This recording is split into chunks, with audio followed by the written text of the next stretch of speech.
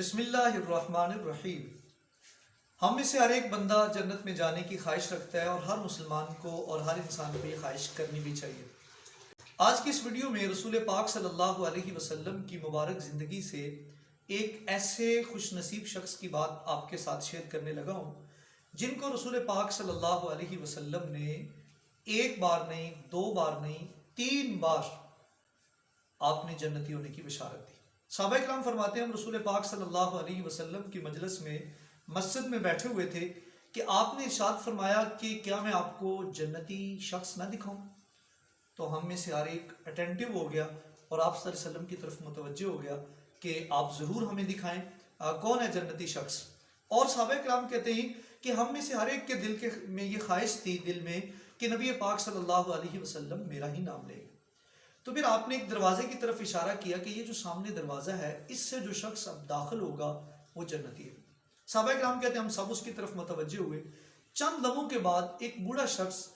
وضو کرنے کے لیے جس نے اپنے بازوں کے آستینوں کو اوپر کی طرف چڑھایا ہوا تھا اور ابھی تازہ وضو کرنے کی وجہ سے اس کی داڑھی سے جو وضو کا پانی ہے وہ ٹپک رہا تھا، وہ تشریف لائے۔ تو ہمیں بڑی حیرانگی ہوئی کہ ایک ایسا خاموش شخص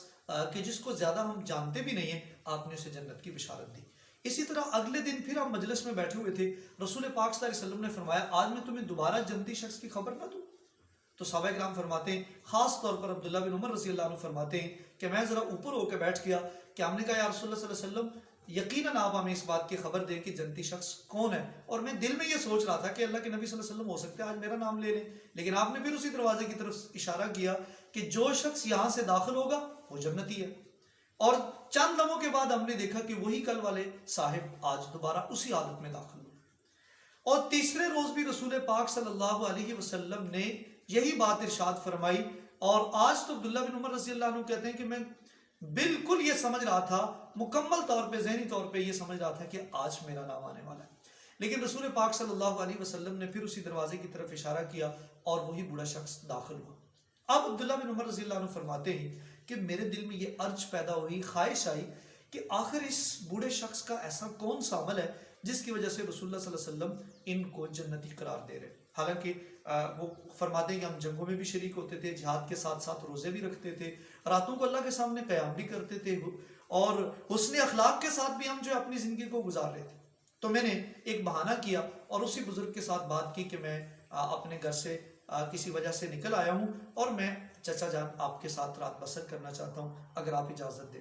تو بزرگوں نے انہیں اجازت دے دی۔ فرماتے ہیں میں رات ان کے ساتھ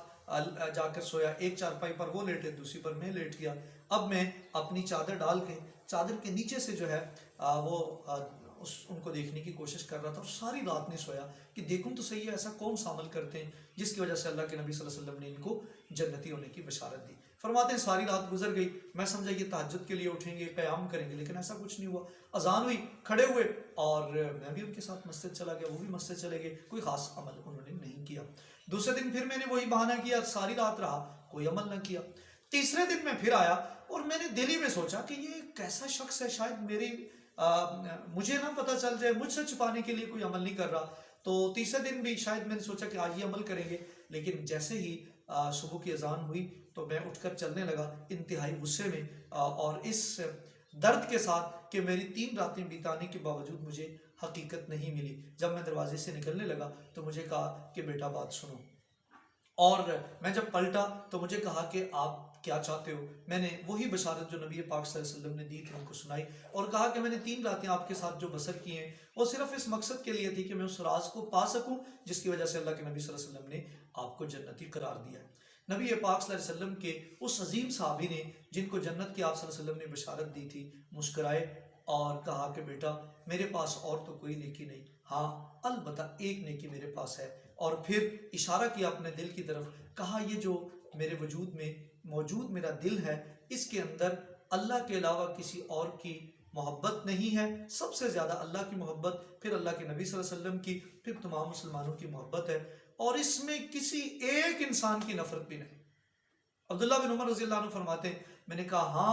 ہاں یہ وہی چیز ہے، یہ وہی نیکی ہے جس کی وجہ سے اللہ کے نبی صلی اللہ علیہ وسلم نے آپ کو جنتی ہونا قرار دیا ہے۔ تو یاد رکھیے گا کہ جنتی ہونے کے لیے لمبی نمازیں، لمبے عمرے، بڑے حج، بڑی زکاتیں وہ بہت بات کی بات ہے، سب سے پہلے دل کا صاف ہونا بہت ضروری ہے۔ اور نبی پاک صلی اللہ علیہ وسلم نے فرمایا وجود کا ایک ایسا حصہ ہے اگر وہ صحیح ہو تو سارا وجود ٹھیک ہے، وہ خراب ہو جائے تو سارا وجود خراب ہو جاتا ہے۔ ہم دیکھیں اس میں برے خیالات آتے ہیں تو ہم ساری برائیاں کر گزرتے ہیں، یہ پاک صاف ہو تو ہم ساری برائیوں سے بچ جاتے ہیں۔ اور آپ صلی اللہ علیہ وسلم نے فرمایا کہ وہ حصہ جو خراب ہو اور انسان خراب ہو جاتا ہے جس کے صحیح ہونے سے سارا انسان درست ہو جاتا ہے، آپ نے فرمایا الا وہی القلب، الا وہی القلب، الا وہی القلب، وہ انسان کا دل ہے۔ تو اللہ تعالیٰ سے دعا ہے کہ اللہ تعالیٰ ہمیں اپنے دل کو درست کر کے اپنی نیتوں کو صحیح جگہ پر براجمان کر کے اللہ تعالیٰ ہمیں